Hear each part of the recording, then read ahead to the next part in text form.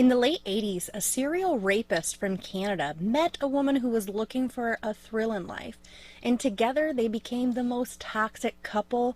They became serial killers.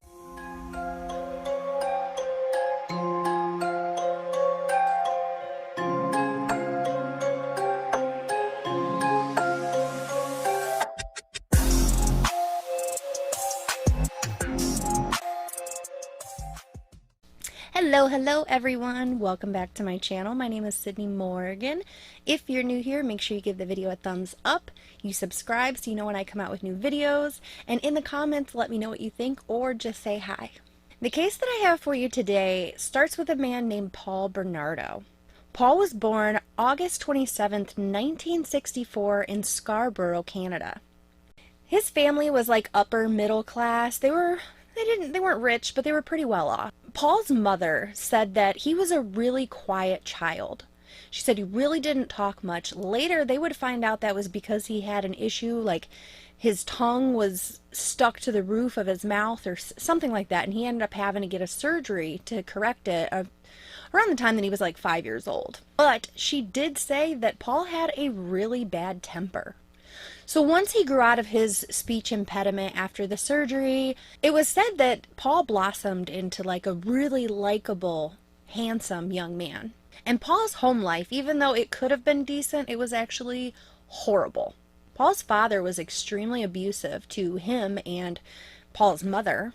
Paul's dad would molest his daughters in the house around all the other children, and he would do it right in front of all the other children. When Paul was 15 years old, his mother told him that the man he thought his whole life was his father was not actually his father.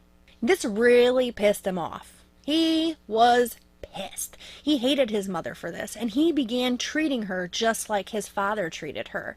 He started calling her names, just overall treating her like total shit. And the neighbors around the area said that there was a peeping Tom going around. And they kind of figured it was Paul. So, peeping Paul, I guess. he was a peeper. Once Paul graduated high school, he attended the University of Scarborough for college. He wanted to become an accountant. While he was in college, he had a good old time. He had a few girlfriends, but these girlfriends said that Paul was messed up. That he loved to abuse them, to choke them, to tie them up, and that he would find a lot of joy in anally raping these women. In 1987, Paul pretty much quit dating women. He decided that it was too much of a pain in the ass because I think that one of his girlfriends caught him cheating, so she beat the crap out of him or something. I don't know. But he decided that he was just going to go and victimize people instead. So he went around the streets of Scarborough all the time, constantly, and he would find women who were usually like around bus stops or walking alone. He would assault them. He would rape them, and it was not pretty. He would do the worst things to them. Like he continued with the anal raping. I don't like saying that. It feels weird. And he would tie him up, but he would always let him go. For the most part, he would get them from behind so that they couldn't see his face.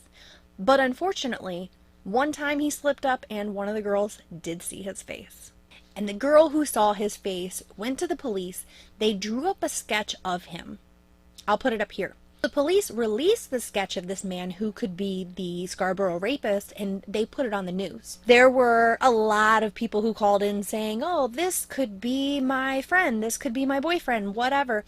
But it was pretty vague description. They said he has light blonde hair, blue eyes, good looking. But she also said that he got away in a tan sports car. And he didn't really have a tan sports car. I think it was like a Nissan or a Neon or something like that.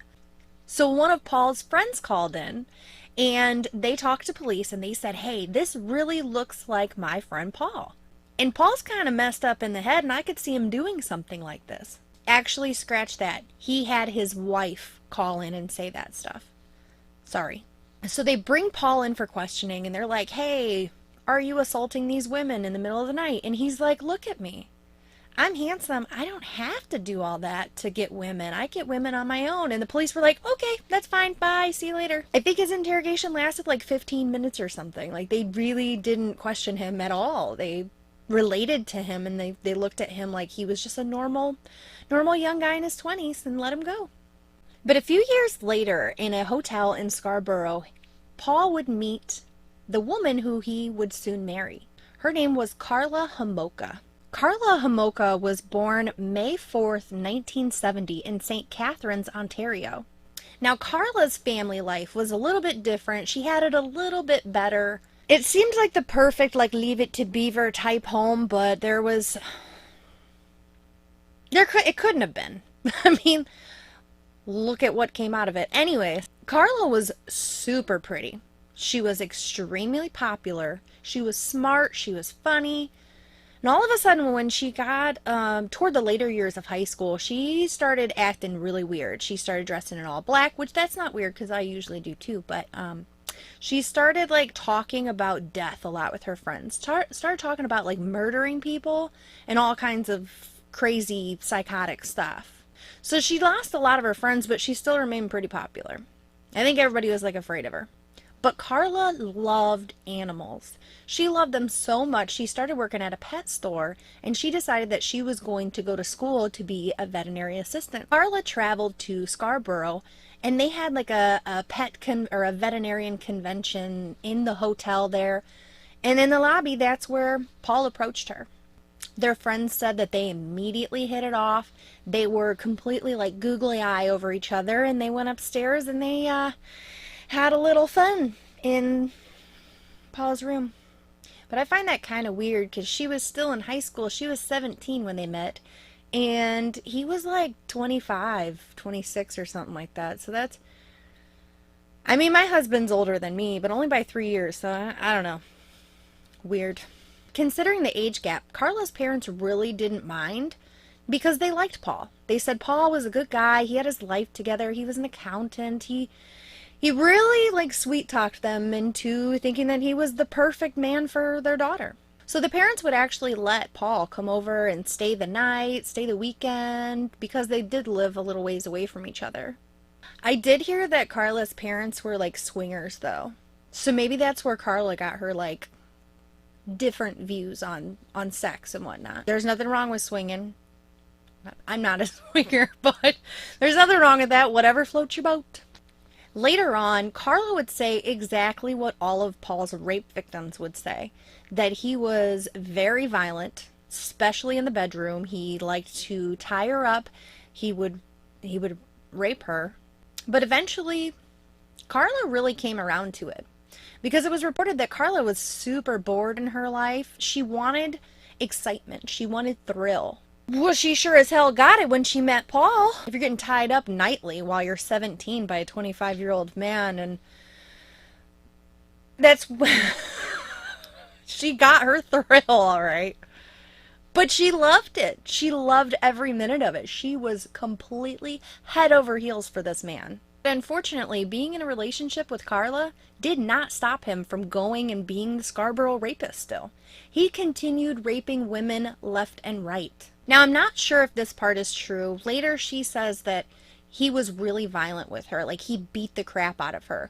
There is one time that it was reported, I think he hit her in the face with a flashlight and, like, broke her nose and her eyes were all black. But other than that, there was no other signs that he was extremely violent like she described. But she did say that he was very, very controlling. She wasn't allowed to do things outside of the relationship. She wasn't allowed to have guys as friends. And he made it pretty clear that she wasn't allowed to have any kind of sexual contact with anybody other than him. Even though he was going out and getting his horrible fix. I hear that. Oh, I feel like that happens a lot. Like, you're not allowed to sleep around, but I'm going to sleep around. I don't know. Karla finally started working at the veterinarian clinic like she wanted. She was the assistant. Things were going great, and she loved her job. But things got really weird when Paul told Karla that he was really upset that she was not a virgin when he first met her. So he wanted for Christmas to take her little sister's virginity. And Karla agreed. She thought this was a fantastic idea. But I have a theory. So let me explain the situation with the sister first, and then I'm going to tell you my theory. The little sister, she was 15. Her name was Tammy. She looked a lot like Carla, but younger and prettier. Paul was obsessed with videotaping everything that went on around him. He was constantly videotaping like family functions, and any time that he would go over to the Homolka's house, he would constantly videotape her little sister Tammy. All these videotapes, they're out there. I don't want to watch them, but they're out there.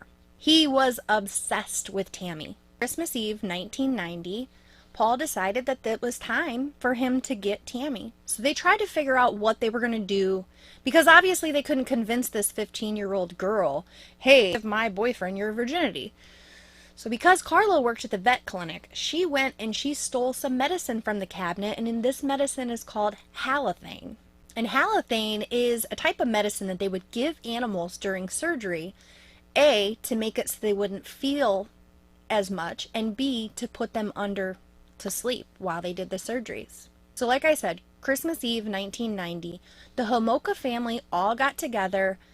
They were having some drinks, singing some music. Paul was videotaping as he always did. The whole family went upstairs and went to bed, except for Paul, Karla, and Tammy. Paul and Karla told Tammy that she could have some eggnog, and it was spiked with a little bit of booze. But I'm pretty sure they put a little bit of drugs in that to get things going. Because of the drugs and alcohol, Tammy got really sleepy and she passed out on the couch. Paul kept his video camera rolling. Karla took out the halothane, she put it on a rag, and she held it to Tammy's face as Paul raped her. But Karla kept doing this. She kept putting more and more and more on her face. If she works at the vet clinic, you think that she would know, like dosage-wise, you're gonna hurt her. But the camera kept rolling and Paul kept up with what he was doing. He was getting a little bored though, so he told Karla that she needed to step in and assault her little sister as well. And she did, gladly. It is reported in court that on the videotapes, Karla seems very happy to be assaulting her sister. Which is freaking ugh. It's one thing to do it to somebody you don't know, not that you should. But to hurt your little 15-year-old sister like that, it's completely freaking disgusting. I can't. Tammy began to vomit a lot. Paul and Karla started freaking out. They started freaking out, cleaning everything up. They redressed her. Paul put his pants back on, and they called police. When police arrived, Paul and Karla didn't even tell the family that was sleeping upstairs. So the police show up. The family comes running downstairs like, what the hell is going on? Why are all these cops and EMT people here? Paul was completely heartbroken. He was freaking out, crying. I heard somewhere that he was bashing his head off the wall. Tammy was dying. So they get Tammy loaded up into the ambulance and they take her to the hospital immediately. Meanwhile, Karla is running around the house trying to do laundry, trying to put the towels that she used with the halothane and to clean up the vomit on her face in the washer dryer. Police thought that was weird, but did they do anything about it? No. Unfortunately, Tammy passed away in the hospital, and they ruled her death natural causes. They saw a huge burn on her face that led from her face down to her chin. And Paul and Karla said, oh, that must have been from when she fell on the ground. It's rug burn. The medical examiner said, that's not rug burn. That's a chemical burn. But then they just let it go. They let it go, and then they called it natural causes. It's crazy how often things like this, like, they just get missed. They have suspicion, and then they just let it go. So she died of natural causes. Tammy's funeral was December 27th, and it was reported by friends and family that Karla was really weird about this. She wasn't emotional. Paul was freaking out. The whole family was upset. Karla was perfectly fine. Karla continuously went over and like fixed Tammy's hair and fixed her clothing. But here's my theory on this, and this is just my theory. I have no idea. But as I was researching this case, I was thinking, was this an accident? Karla was completely jealous that her boyfriend, Paul, was so obsessed and in love with her little 15-year-old sister. So as she's putting the halothane on her face, and she just keeps putting more and more. Did she kill her on purpose because she just kind of wanted to get her out of the way so that Paul could focus on her? Because after Tammy's funeral, Karla, on camera, was seen putting on Tammy's clothes, doing her hair like Tammy's, and her and Paul would fool around while she was dressed up like her dead sister, who she killed. I think she did it on purpose. I think she wanted to get rid of the one person that was taking Paul's attention away from her. A short time later, Paul and Karla decided that they had so much fun doing this, minus the death part, that they were going to go out and find more victims. So they did. Karla would hold the video camera and they would go out in public, and it said that Karla would videotape Paul assaulting random women on the street. But they weren't killing them. They were letting them go free.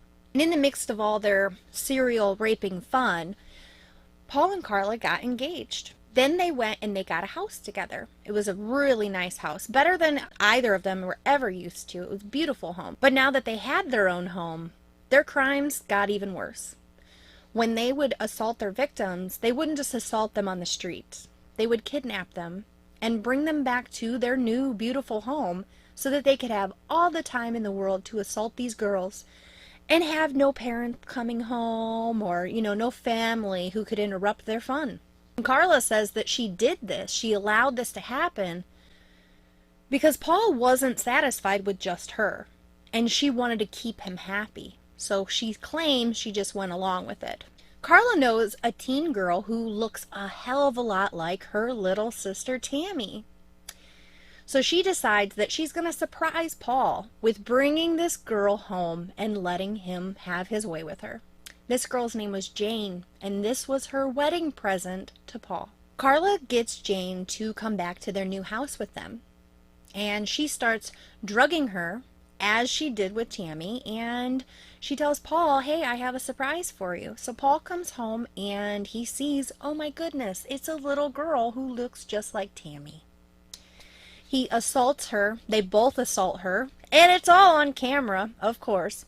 The girl passes out, and when she wakes up the next day, she feels horrible.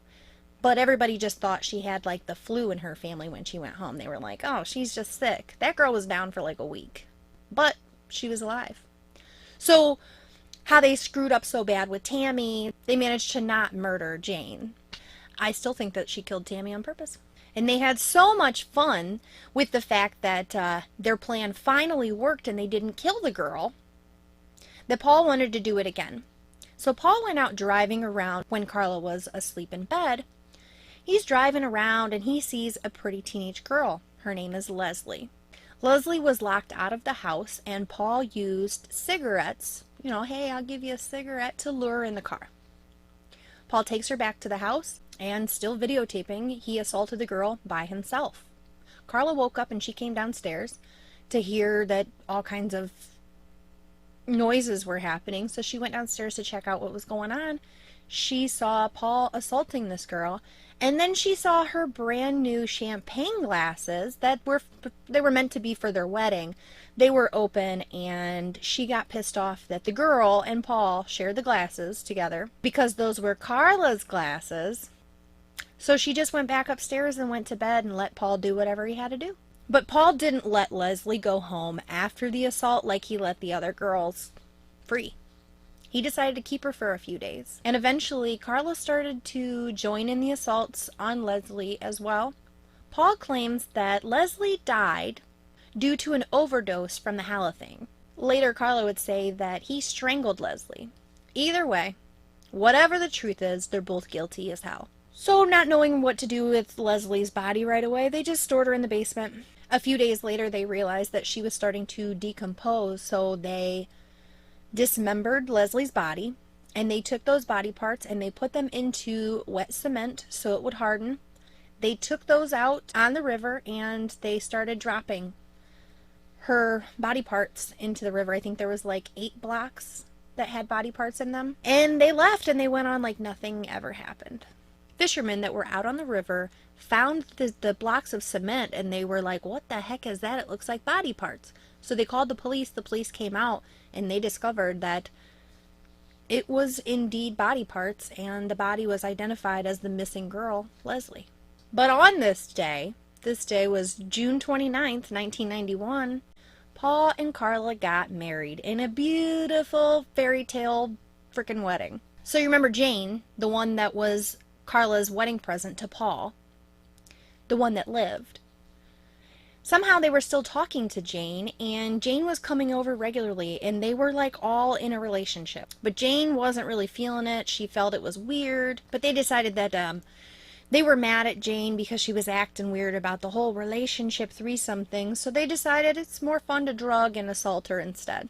So they did that. And while the assault was going on, which was also being filmed, Jane stopped breathing. And they started to freak out because of what happened to Tammy. They were like, oh my God, I can't let it happen again. So Carla calls the police and said, oh, help me, my friend's not breathing. And then in the midst of that, she starts coughing and breathing again. And Carla goes, oh, never mind, we're fine. And that's that. The police never come to check and make sure everything's okay. Which is weird, because I thought that if you called 911, whether you said, oh, never mind or not, they still showed up. Anyways, so Jane went on with her life, and I'm pretty sure they never talked to her again. On April 16th, 1992, the couple decided that they wanted another plaything, so they went out looking, and they found a girl named Kristen. They lured Kristen into the car. They drove her back to their home. They assaulted her while Carla videotaped, and it's said, who knows if this is the truth or not, but it's said that Paul strangled her because her blindfold slipped. So they killed her and they dumped her in a ditch. So back when Paul was being the Scarborough rapist, and his friend's wife called in and said, I think this is my friend Paul. Police were questioning Paul. They decided to take his DNA.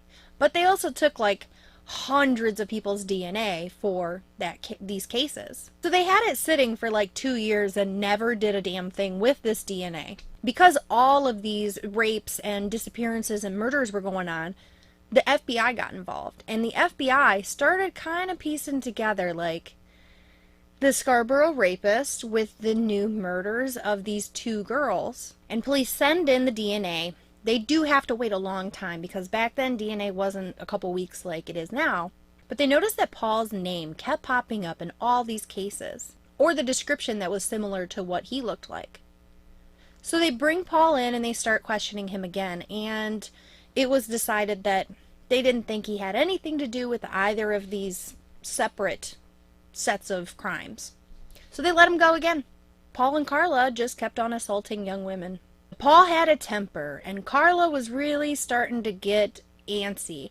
I think she was kind of doing that thing that most women do, and they're like, oh, well, I feel like he doesn't really want me anymore. So she started getting real paranoid, and he didn't like it. So one night he beat the crap out of her with a flashlight.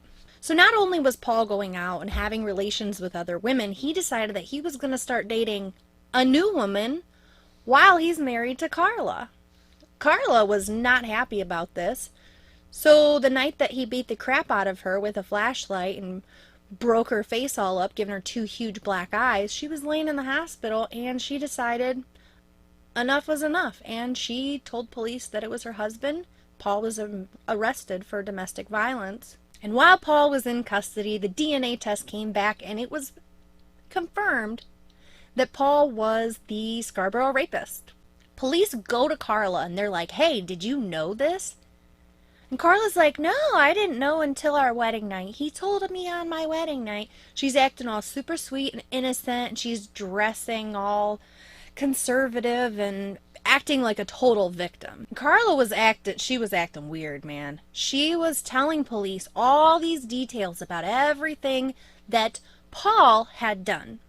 And she was telling police that she was being forced to partake in these horrid acts with him. She decides that she's going to tell police that everything that he had ever done was on videotape, and that they were hidden at their house. Police go to try to find these tapes, and they can't find them. So they start bashing holes in the wall and tearing apart the ceiling, and they destroyed this house. They destroyed it. And they were renting, so that was pretty messed up. But they couldn't find the tapes, even after busting the house up. They did find 2 tapes that had small clips of things that they did to these women on them. And they saw that Karla was not looking like she was such a victim. Police were completely adamant that they needed Paul arrested because he was the main offender. So even though Karla looked like she was kind of more involved than what she said she was, police decided that they were going to go ahead and continue on with the deal with Karla so that they can at least get Paul. The deal was that Karla would serve 30 years as long as she cooperated and she was completely honest and testified against Paul.